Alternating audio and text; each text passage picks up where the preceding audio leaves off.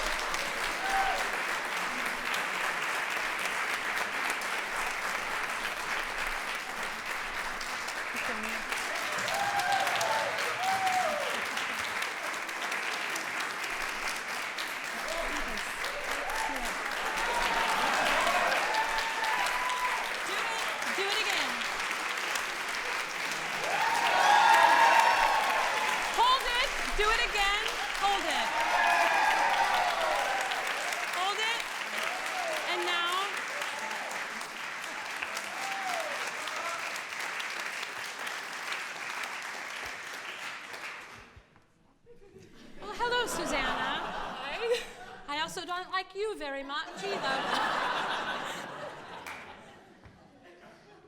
I'm 47, and I don't mind saying that. You're 24. I'm in Wichita, Kansas, and I told you guys this morning I thought I was going to be a music teacher, right? And I got sidetracked into the opera world. And the thing my dad had been trying to do my whole life, which was get me to watch the live from Lincoln Center PBS with the Met broadcasts, he'd try it all the time. He's like, no, Dad, I'm not listening to opera. Blah. And I came home from college, and I was like, Dad, opera's awesome. Although this was the mid-'80s, I probably didn't say awesome yet, but I was like, it's really cool. And he said, I know.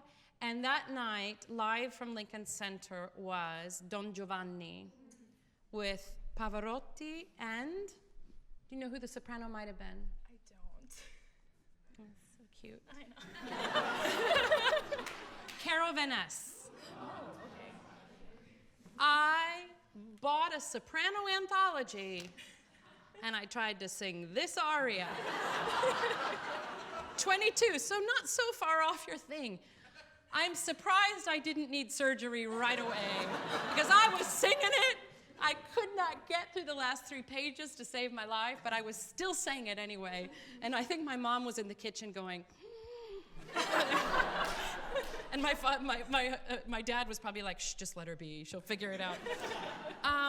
It's rather extraordinary what's happening here. And I have a personal question to ask you. Why do you sing? Why do I sing? Mm-hmm. Because I can't imagine my life without it. It gives my life purpose. Do you feel like you deserve to sing? That's a very tricky question. I think in my head, I think yes, and then it doesn't translate to the rest of myself. Mm-hmm. Yeah. Yeah. That's not an isolated feeling. It's especially when you're given a lot of talent, the sense of feeling worthy of that talent is often very hard to find. It's often very hard to find. And it's beautiful to have something so special and think, I don't know why that came to me. I don't deserve that. That's a beautiful, humble way to approach it. And nobody really, well, I was going to say nobody deserves it. Actually, that's totally wrong. All of us deserve that. And we are all born for that. Not necessarily singing, but whatever that talent is. And sometimes the biggest struggle is to find that sense of being worthy, that you get to own this. And I know, I'll speak in my case, it's a journey that I'm still working on. It still trips me up a lot. And sometimes I have to fake my way through it, you know? Yeah. And then sometimes it comes. And then sometimes it, just when I got it, it disappears. Like, wait, I had it. I have to go back and work again. It's an awesome, as in full of awe, thing that all of us have in this music world. And part of our work is not just doing ni-ne na no nu. What you guys, when you have the talent and that is coming, the real work starts psychologically, mentally, about how we start navigating this wild, wacky hurricane of a force that is desperately eager for us to give it a vessel into the world, you know? Mm-hmm. What would happen if you knew all of us didn't want you to stop singing and we wanted more and more and more and more? If you really knew that. I'd probably keep singing. Yeah. That's what we want. That's what we want. That's something we may talk about going forward in the days, but it's important because I do think every artist of any kind of, I can't find the word, not stature even, but any kind of artist of substance, thank you, that's a good word, will face this and face it in different degrees and at different points in their life. And those are those golden moments that we get to come in and do the work about, actually, yeah, do I want to serve this? You know, which is great. Have you done much on stage, in like full-staged operas and things? I did in undergrad and grad school. Most of my summer programs have been like concert performance venues. Okay, and so what roles did you do on stage? Yum Yum and the Mikado. What? Yeah, but that was like sophomore year of undergrad, so my voice was a lot smaller then. Okay, that's fine. I did Kadisha. Yeah. That role's fun. I still have an elbow. Have you done any like leading prima donna roles yet? Pamina in Magic Flute. Cool. I did Carlotta in Phantom of the Opera in grad school. Awesome. So that was like way out of the box for me. Yeah. I'm Don Ottavio. Okay. Start with Non mi dir. I'm Don Ottavio, yeah.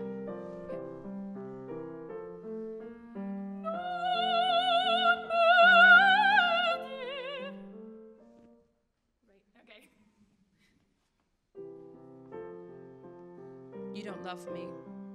You cheated on me. Do you feel what you're doing? Yeah. Okay.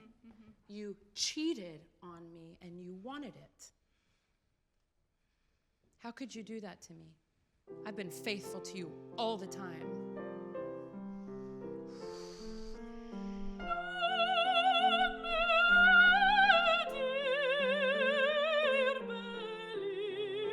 You don't love me. How can you hurt me like this?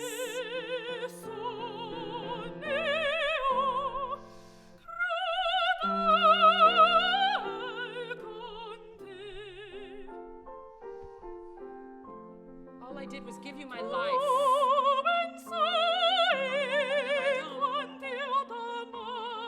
What about me? Why is it always about you?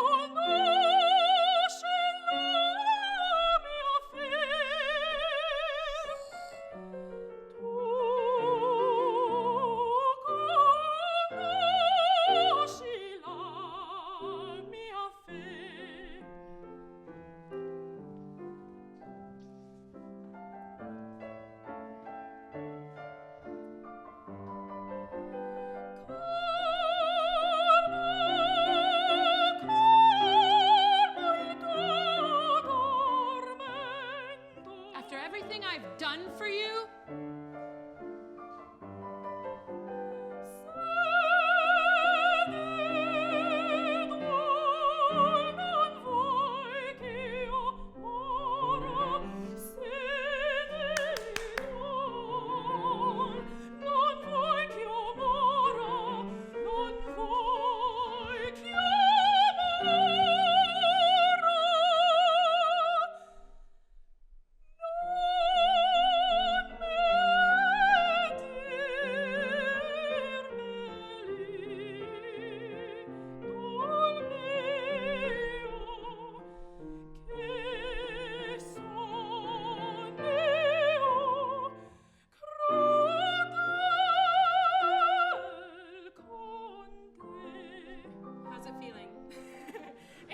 Keeping eye contact with someone for that long. But she would. She would. Yes, she would. Yeah. So who has to work on that issue? Me. Yes. Do you guys see what she's doing?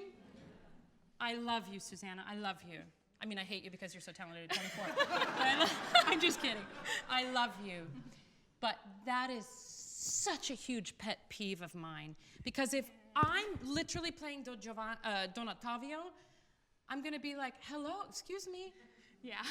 And I'm going to be, what, you don't want me on stage? Mm-hmm. You have to start figuring out what your trigger is about why you look away. We're talking about the shift of eye contact. Yeah. I don't care if it's the Colosseum, people feel it. And they feel it 8,000 rows back. Mm-hmm. Or on HD TV when you're 85 feet tall. They really feel it. But it's not about camera or anything. It's about that concentration because it means you've lost the connection. When you're in there with me, do you guys hear what happens to the sound? What happens to the intention? I see Donna Anna.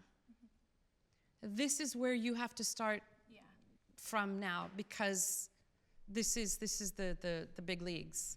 What you're going into. I know you're still in training and all this kind of stuff, but this is the point where you have to start now getting to that level. And it's, for your case, I think it's discipline. Mm-hmm. You have to force yourself into that uncomfortable, horrible, oh God, I don't know. And, you know, pull people aside. I'll be happy to be your guinea pig right now and do that. But do it in the mirror. Mm-hmm. And then do it with your dog or cat or best friend or mom or dad and then find somebody that you really like. And then it's really hard. But this is, I know it's the tiniest of things, but it shows where your attention goes. For some reason, it's like a glitch. Yeah. You know?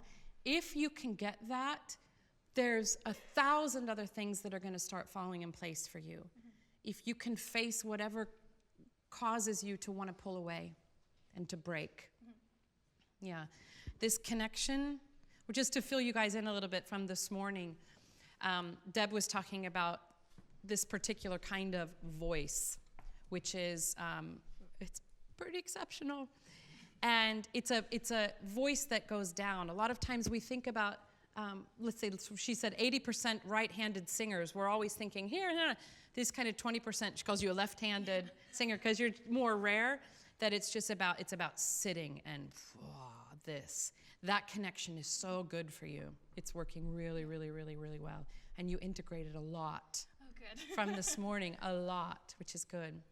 I want to just sing the first couple phrases of this again, but do you want me or a spot? Sure.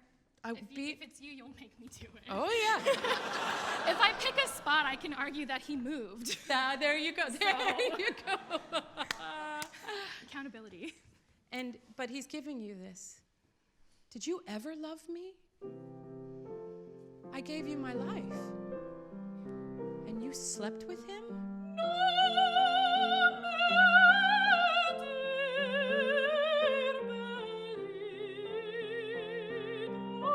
You don't love me.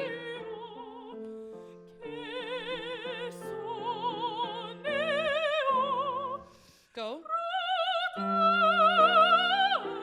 No. Good, good, good. Stay here. Jump off the cliff. Go.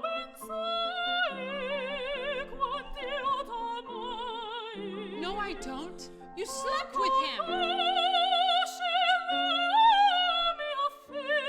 I was always faithful to you.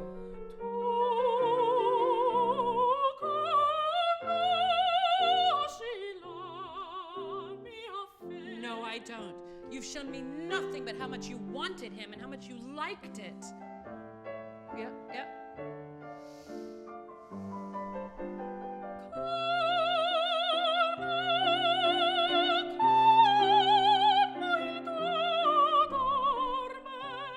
It's so pretty. It's just so pretty. But do me a favor, what are you feeling? What are you feeling as you do that kind of intensive? Well, it helps that you're yelling, that you're saying things to me while doing it, which I'll just have to keep in my head when I don't have someone in front of me. But just, it's like the one moment where she's having to almost beg for him to forgive her, and she's a donna, so like they don't do that very often. But he's also, you know, revealing that she's hurt him. So that's also something vulnerable that he's doing. But my question was, what are you feeling? What am I feeling? Well, sorry, I was getting around to that. Sorry. It's okay. Not as you as the character, Yeah. but Susanna, what are you feeling when you experience that? I want to prove what you say wrong. I don't want to have to explain myself, but I have to, otherwise I lose you. And that's not acceptable. I think you're still talking about Anna. Well, yes, sorry. I'm asking Susanna, what do you feel when you have to keep eye contact like that and sing? Vulnerable. Good. Yeah. I'm sorry. No, it's I know okay. I know that's hard. Yeah. And you know what? You're going there, which is super brave. It's super brave. Singers, you know what I'm talking about, you know? This is a starting point for you. Because facing that vulnerability and giving into it is going to open so many things in you. And this is good. This is really, it's what you said this morning you wanted. Yes. So we have to go there. Yeah. We have to go there. And this is good.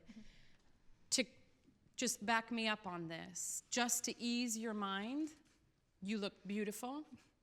You sound better when you give that kind of intention. The character comes to life more. Everything that I think you want to accomplish as an artist starts to click in. But it's not happening when you're avoiding. Yeah. We hear beautiful sound and we hear an impressive voice, but you're avoiding, and so we don't know what to hold on to. We're impressed. That's not enough. Yeah. So I think this is going to be a lot of the kind of work that lies ahead for you now, and it's super exciting, you know? I think we have to kind of wrap up, I'm pretty sure. Somebody took my phone, so I don't know. But ladies and gentlemen, Susanna Waddington, take your applause.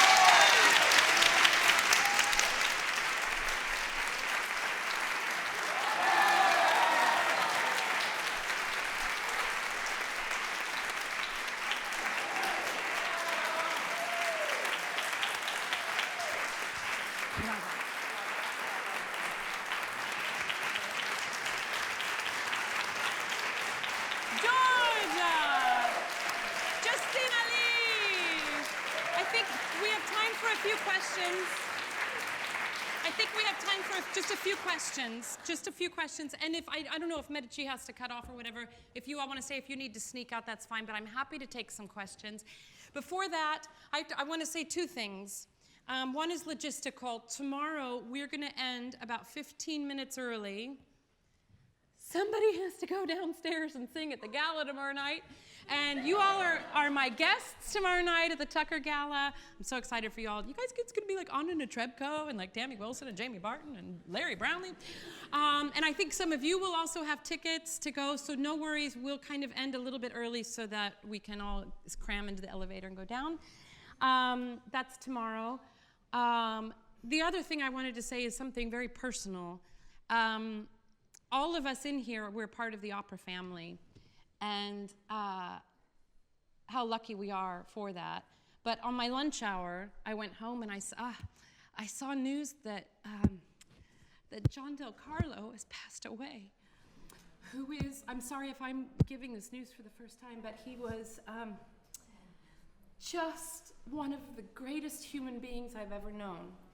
And he was a Bartolo for me in both Marriage of Figaro and Barber of Seville in many cities. I knew him struggling to come back after his wife died. He had so much pride and joy in his daughter, Janine, who's in LA and singer herself. And, it's a reminder that there's a perspective in what we're doing. And it's not about being a great singer and getting it all right. It's about exploring our lives as human beings so we can be a better self, and then we get to share that with the world. This is what John did better than probably anybody that I know. He had a humility, and he had a joy, and he had a sadness in him. And all of that came through his singing. And so, I'm sorry, but we are a family, and we learn from each other. And those of us on the stage that are in this family, we're sharing that with you in the audience, and you're giving it right back to us. And John gave us so much. So this class, in my mind, is dedicated to him. And Google him if you don't know who he is, and let his inspiration inform the kind of artist that you guys also want to become. That's John.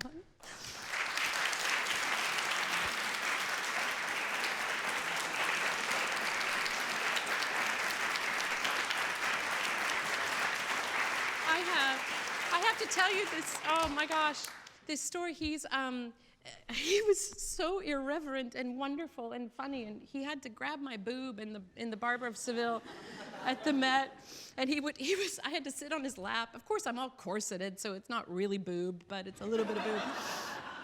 There's so many bones trying to hold the girls up. And he would always say, "Oh, Joyce, I'm sorry." I was like, "John, it's okay, just do it." And he's like, "Okay." And that was John. So, but the thing is, life is short, life is rich, life is glorious. And to have a life like that where you radiated love and light and music and you gave to the world something beautiful, this is the inspiration. And that's why we're here, and it's why we're working. It's not to be a star. It's good. Are there any questions? Yes, hello. Hi. You're prepared. I wrote it down, yes. Do you want to use the microphone? Also, huge fan. Love you. Thank you. Thank you. So my question is, I play the bassoon, so all of my musical training has been on the bassoon. And while I do have to focus a lot on breath, ultimately what I use to make music is an instrument that lies outside of me. So my identity as a musician lies in this object that I'm holding. So what I've been wondering is how a singer's identity might be different when what you're using to make music is your physical self, and like how do you distinguish between yourself as an instrument and yourself as a person? So, thank you. What's your name? Michaela. Well, I would challenge you to see if you can't find a way to internalize that bassoon, because it's not the bassoon that's making the sound, it's your breath. It's your breath that is creating that sound, and that is you. That is your life force in there. It travels through the bassoon. Ours travels through little gristly vocal cords, but you might kind of play with that idea of it being more connected to you than simply external. But I understand the question. This is the struggle of a singer, because it is impossible to really separate the two. It's impossible. And I'm more successful at it at different stages in my life than others. I like to be a bit pragmatic about it. I'll speak for myself. And I like to think about singing as my job. And so I have to do X, Y, and Z. I Of course, it's my passion and it's my life and it's my vocation. But to get to the point to technically do what I'm doing, I try and say, okay, what is my job in this point? That keeps me a bit balanced, and it takes myself, my ego, a little bit out of the equation. One of the things that is amazing about the life of a singer is we are thrown these huge challenges as human beings, and either we face them and work through them in front of the public, or we get blocked somehow and we retreat. When you get a bad review, when the audience likes another singer better than you, when all those things happen, there comes this moment where you have it is internalized, of course, because it's affecting you. Then you get to stop and say, okay, is there basis for that criticism? And if so, can I improve? Rather than that crumbling into, I am a sad excuse for a human being, I have no worth, I'm terrible, I let everybody down, I can never do it right, why can't I ever get it right? I don't even know why I sing, everybody sings better than me. And if you go into that place, which is so natural, because also, and it's well-intentioned because we want to be good, but we go into that sphere. The challenge is to find a way to absorb that criticism, digest it, let it pass through, really literally digest it, but take what you need in order to improve. And then by letting it go, by that, the freedom that comes with that, then you're back in this space where you can start creating again.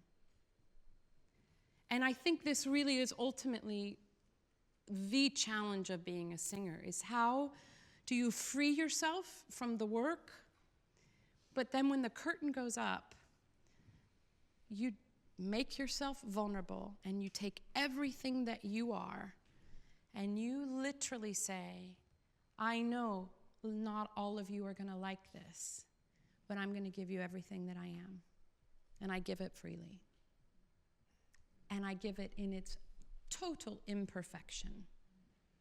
And I give it in its total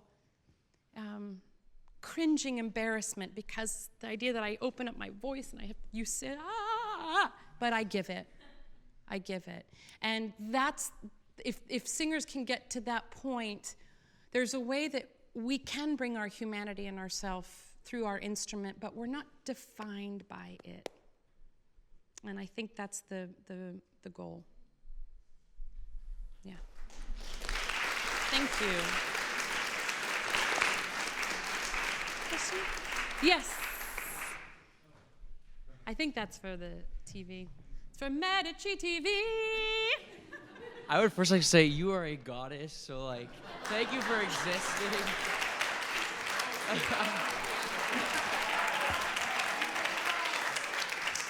What's your name? No, I'm just kidding. My name's Colin. I just started singing 2 years ago, so I just turned 17 a couple weeks ago. And I had a question, because I know you talk about breath and how important the breath is. What is your opinion, I guess you could say, on the poggio, that kind of like the bel canto technique? What is your, do you use that? Do you try to? Okay. Every once in a while. Yeah, I mean, actually, Deb, can I steal your thunder? So, Deborah, I'll tell you this story. Yes, thank you for the question. I met Deb because I was, maybe I've told this story, I don't know. I was doing a concert here downstairs on the main stage, and I was really tired, and I'd been doing too much, and I was working too hard, and I was starting with the Scena di Berenice, which is an 18-minute thing, and 12 seconds into it, I felt a blood pressure cuff closing around my neck. And I thought, I don't know how I'm getting to the end of this phrase, let alone the end of the piece, let alone the end of a recital. And it was tightening the entire time. And I also then had a 10 o'clock rehearsal on stage for Le Contori on stage at the Metropolitan Opera. And I thought, literally, this is what's going on through my head as the Carnegie Hall recital is happening. And I thought, okay, Joyce, don't go down that psychological rabbit hole, because if you start thinking you don't know how to sing, you're never going to get through that rehearsal, and you're going to go. So, okay, you're going to find a way to get a voice lesson, and then you're going to go out, and then you're going to make sure you go at 10 o'clock, and then you're just going to get right back on that horse, and you're going to figure, this is what's going on in my head, right? Like damage control. And somebody recommended for me to see Deborah Birnbaum, who I'd not heard of before. And Deb, who now works here with the students as well, she's not a voice teacher, but she's somebody who comes back to the breath and works on the breath. She happened to travel with Mozart Caballé for a few years. So we're talking, he just went, oh. Mozart, Barcelona. And she took out this, and I came in tears. I went through the rehearsal. I probably marked most of the rehearsal, but at least I showed up, and I came in tears. I was like, I'm in trouble. And she took out this piece of paper, and she talked about breath support. And she said, I don't know how you look at support, but in theory, when singers hear the idea of breath support, my first thing is, okay, let's go, right? And get in there, engage the breath, engage this, right? And she said, support, to abide, to favor actively in the face of opposition, to align oneself with. Where's the really good one? To sustain, to supply what is needed for sustenance. It's all this idea of being sort of a retrofitted Japanese foundation, where it's earthquake-proof. So it's in there, and this 100-story high building can go, and it's down there going, I got you. I got you. All of these ideas to comfort, to take someone's side, to align oneself with. I just looked and I said, okay, I'm in good hands. And then we started working on the breath. And of course, I've been using the breath before, but unless you're constantly renewing your relationship with it, you get into these habits and you think, oh, that's what I do there, and that's what I do, and it can become rigid again. And I was stacking, and I was breathing with my collarbones going, I don't know why it's not working, you know? And this whole idea that I've come back to with her is the appoggia, something to lean against, something that is there to align with your breath, to align with your voice. It's a subtle way of looking at it, but it's such a proactively positive way as well, that the breath support is here just for whatever you need.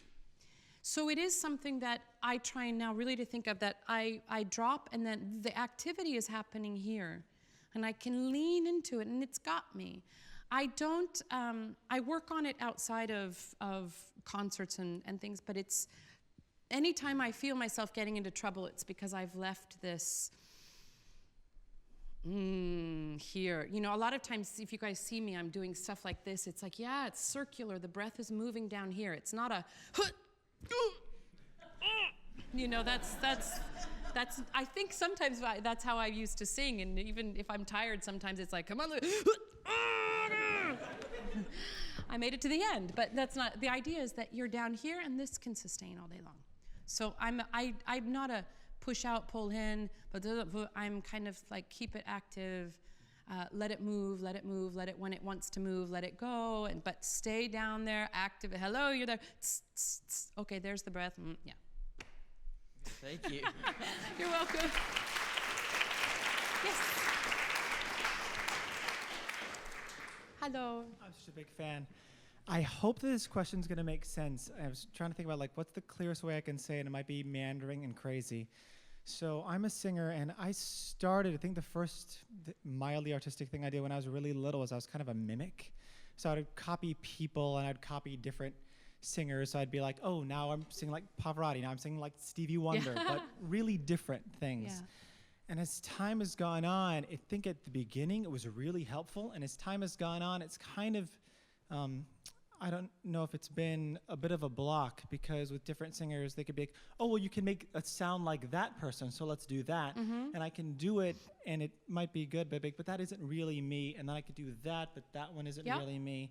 But sometimes it could feel like the career could be easier if I was more like oh, if I do the that guy thing, or if I do the that guy thing, that work but aren't necessarily really me. So what do you think, how do you balance what feels the most like you versus what the community or the world might prefer you to be more like because it's easier or established? Are you a classical singer?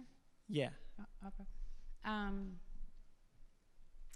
That's a good question. Right. I think you're the only one that can really answer that in terms of what you want. Because the truth is, if you want to be commercial, you go to a Hollywood agent. If I want to be a pop star, you go to a Hollywood agent and they're going to tell you, you need the boob job, you need to dye your hair blonde, you need to do this, you need to date him, you need to do that. And they can construct a career. And you need to work with this producer who's going to make you sound like that, and this is the formula of song you're going to do. Yeah. And that's why I like Pink, right? They tried to do that to her, and she was like, child, so if you want commercial success, that might be a short-term, quick way to get out there. But I'm guessing if you went into music, it's because you have something to say.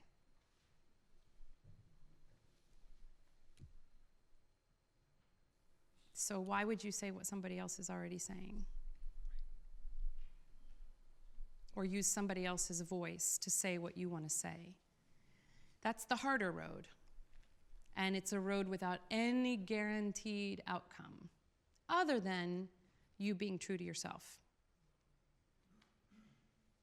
And that's very clear. It's hard in the opera world because there is this expectation of what we're supposed to, how we're supposed to present ourselves, how we announce ourselves, and there's this formula. Hello, my name is Joyce DiDonato, and and there's a reason for all of that. We walk on stage to this, everybody knows, we walk off stage to that, and it's the rules of the game. But I think when you're in conservatory and things, you learn all of that, but it's hard sometimes to then go out into the world and say, but this is what I want to do. This is what I have to say. I'm not comfortable walking out that, so I'm going to, and you write your own formula if you want. But I think if you start, especially if you're good at it, if you're only living your life in imitation and mimicry, I would find that very frustrating. In my case, I don't consider myself the greatest singer out there. I think there are far better voices, far better elements of different things. I think, honestly, I'm not a bad singer. And I know that I do certain things at a top level, and okay. But I think the only reason I broke out into another level is because I started letting myself come out. I started actually talking to my audience. I started programming things that were personal to me. I allowed myself to talk from the stage as me and not as what I think somebody should say. I'm not comfortable putting another mask on my face. I'm in character enough. And I really think that has been one of the things that puts me in a position to have master classes at Carnegie Hall. So my opinion is that the world wants your voice and that you want your voice to go into the world as well. But it's the harder road. Yeah. Okay.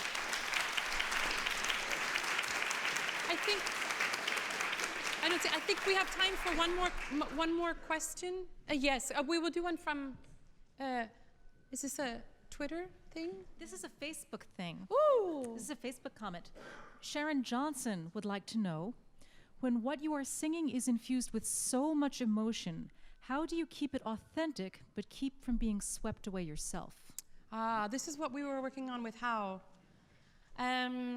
It's technique. It's technique and it's rehearsal. The rehearsal process is my favorite. I just love it. And I will one day tell the director, look, I need to sing today, so you're not going to get a lot from me, and I just do vocal things. And then I'll go the next day and I'll tell the conductor, look, I'm not going to sing today. I'm going to go Medea on you or something, you know? Because honestly, that's my job. My job is not to experience this up here and feel really good because I'm really emoting and, aren't I into it? That's not my job. My job is to allow the audience to do that. And as I said, to have enough respect for the audience that they get to choose how to feel. I don't want to, ram it in their face, I want to open it up and give them space to feel. But in order to do that, I have to know where that line is. And I will often go right up to it and cross it in a rehearsal space. So I know really where that line is. That having been said, also we're talking about music and we're talking about opera, and oftentimes huge emotions, and what has just happened in my life might be affecting me in a very different way with a role that I've sung, a number of times. And you can't prepare for that, and if it comes, you have to allow it. And it happens in performances. Hopefully in that moment is when I go to that place of trust, that I've rehearsed it well enough, and the voice and the body and the brain can take over if my emotions are getting out of control. And that's why it's so important to rehearse well and to rehearse fully and to rehearse engaged, and don't just come up and walk through it, yeah, I know, and da-da-da. Be in there, because that's your job. And the more you rehearse in that level of seriousness, the farther then you can go on the stage. And that's not always easy, because not everybody in this, not all your colleagues will always have that same level of work ethic. But you do you, and the smart ones will go, oh, I better engage here too. And that's exciting. Yeah, but that's a big challenge.